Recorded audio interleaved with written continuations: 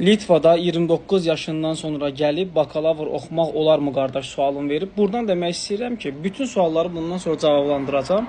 Amma təkrar olmayan sualları, yəni istədiyiniz qədər suallar yaza bilərsiniz. Burada qeydlərimi eləmişəm, araşdırdım.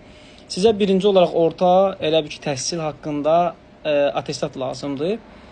Əgər attestatınız 11 illiksə, Litva tərəfindən bu təsdiqlənir. Əgər 9-cu sinifdən çıxmısınızsa, bakalavra girə bilmirsiniz və yaxud da 9-cu sinifdən çıxanlar kollec sertifikatını və yaxud da peşə məktəbinin sertifikatını, yəni attestatını, diplomasını götürməlidir. Sizə qeyd edeyim ki, əvvəlki təhsilinizlə bağlı bütün sənədlərin birinci apostol, sonra tərcüməsi olunmalıdır.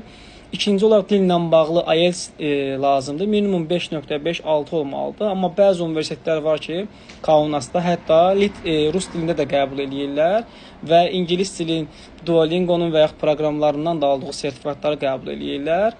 Sonra minimum 6 ayı bitməyinə az qalmamış elə bil ki, pasport tələb olunur. Bir də əgər pullu oxuyacaqsınızsa, çox güman ki, belə olacaq.